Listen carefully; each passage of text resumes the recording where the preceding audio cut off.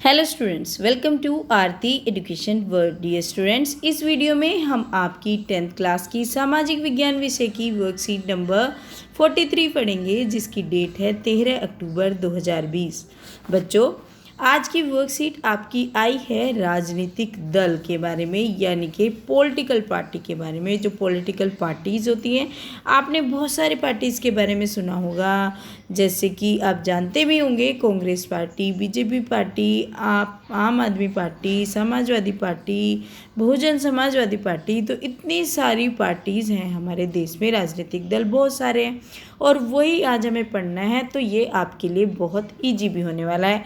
चलिए देखते हैं क्या है आज की वर्कशीट में। एक ऐसा संगठित समूह जो चुनाव लड़ने और राजनीतिक सत्ता प्राप्त करने के उद्देश्य से काम करता है, उसको कहते हैं राजनीतिक दल। समझे? एक कोई ग्रुप जो चुनाव लड़ने के लिए और क्या करने के लिए, राजनीतिक सत्ता पाने के लिए उस काम से आपके काम करता है, तो उसको बोलते हैं राजनीतिक दल। क्योंकि इन सब राजनीतिक दल जिसको भी आप सोच रहे हैं, आपको पता ही है कि ये किस लिए काम करता है ना। इनको चाहिए होती है अपनी सीट, चाहिए होता है अपनी गवर्नमेंट, तो वो ही होते हैं राजनीतिक दल जो इसी उद्देश्य से काम करते हैं।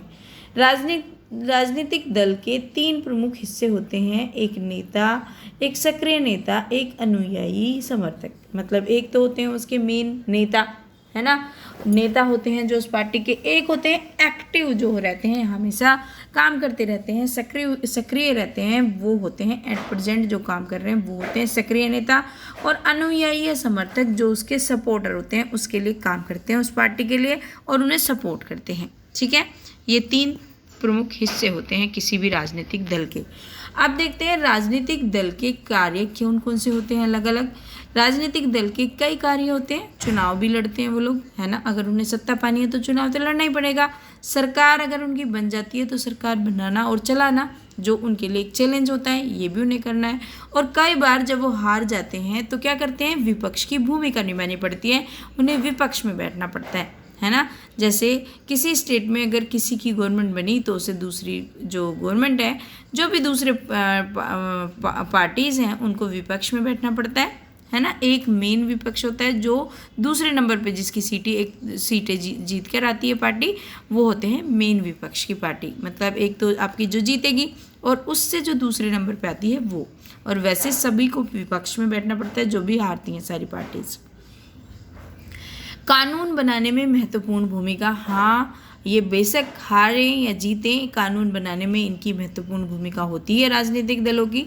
क्योंकि अगर राजनीतिक दल की कोई सरकार बन जाती है, किसी भी राजनीतिक दल की, कानून वो लोग बनाने में बहुत महत्वपूर्ण भूमिका निभाते हैं।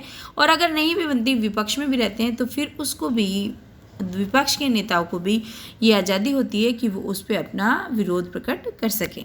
जनमत का निर्माण, और इनको एक जनमत का निर्माण करने का भी इनका एक काम होता है। ठीक है, एक जनमत बनाएं, उनका ये भी काम होता है। अब देखते हैं राजनीतिक दलों की आवश्यकता क्यों है। ऐसा क्यों है कि हमें राजनीतिक दलों की आवश्यकता पड़ी। प्रतिनिधित्व पर आधारित लोकतंत्र व्यवस्था के लिए आवश्यक। तो ये जरूरी है कि अगर किसी लोकतांत्रिक व्यवस्था है, उसमें अगर हमें प्रतिनिधित्व कराना है, एक रिप्रेजेंटेटिव रखना है अपनी तरफ से, तो उसके लिए ज़रूरी है कोई राजनीतिक दल हो और उसका कोई प्रतिनिधि हो जो रहे। जब समाज बड़े और जटिल हो जाते हैं, तब उन्हें विभिन्न मुद्दों पर अलग अलग विचारों को समेटने और सरकार की नज़र लाने के लिए राजनीतिक दल की जरूरत पड़ती है। हाँ, ये इसलिए ज़रूरत पड़ती है क्योंकि इतना, जैसे आप भारत का एग्जाम्पल ले लीजिए, भारत इतना विशाल देश है। अब ये कोई भी एक मुद्दा हो, अगर हमें बातचीत करनी है, तो क्या सब इकट्ठे आ सकते हैं? नहीं आ सकते, क्योंकि सबके विचारों को हमें इकट्ठा करके लाना है एक रिप्रेजेंटेटिव के रूप में, राजनीतिक दलों के रूप में, तो इसलिए उनकी ज़रूरत पड़ती है सरकार का समर्थन करने व उस पर अंकुश रखने हेतु। अब ऐसा भी है कि ये भी बहुत ज़रूरी है। क्योंकि क्यों ज़रूरी है? क्योंकि अगर एक ही पार्टी होगी, राजनीतिक दल दूसरे नहीं होंगे, तो क्या होगा, उसकी निरंकुशता बढ़ जाएगी। तो उस पर अंकुश लगाने के लिए कि हाँ, अगर इस बार 5 साल वो काम अच्छा नहीं करेंगे तो दूसरे की ही गवर्नमेंट बन जाएगी। और ऐसा भी होता है कभी कभी, तो बीच में ही गवर्नमेंट गिर जाती है।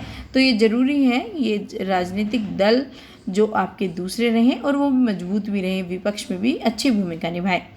सरकार की नीतियों पर अंकुश लगाने के लिए, और देखिए ये भी बहुत ज़रूरी है, अगर सरकार की नीति कुछ भी बनाती रहेगी और दूसरा विरोधी दल नहीं होगा या एक ही दल होगा, दूसरे दल नहीं होंगे, राजनीतिक दल नहीं होंगे, तो फिर वो अपनी मर्जी से एक ही पार्टी कुछ भी करती रहेगी या एक ही जिसकी गवर्नमेंट है वो ग्रुप ऑफ पीपल वो ही करता रहेगा जो उसका मन करेगा। तो उन पे अंकुश लगाने के लिए उनकी नीतियों पे इन राजनीतिक दलों की आवश्यकता है।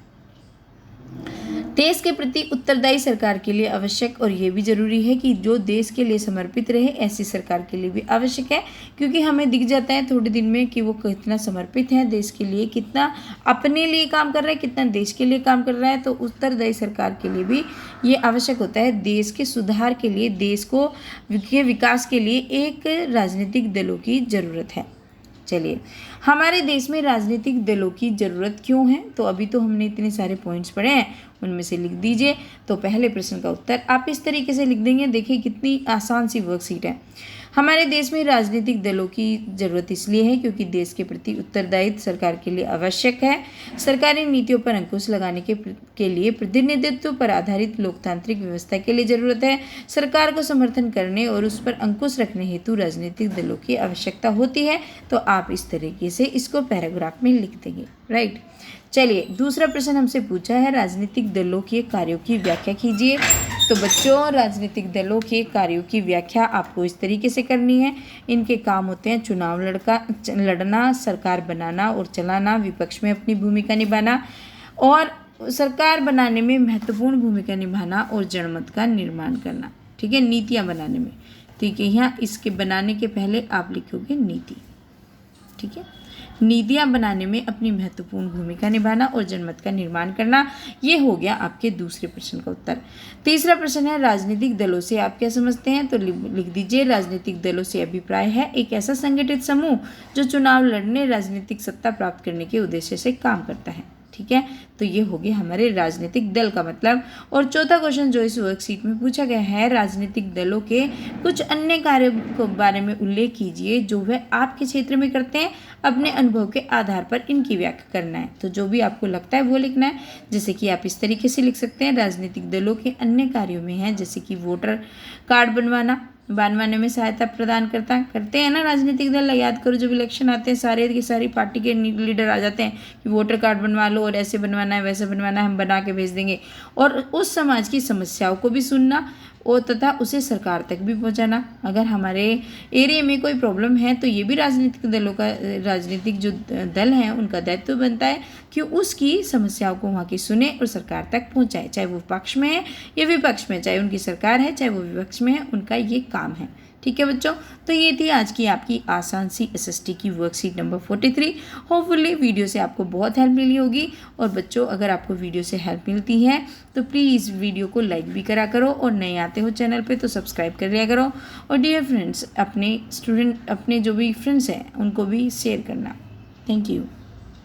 और बच्चों, एक कमेंट ज़रूर लिखा करो, मुझे उसका वेट हमेशा रहता है। Thank you.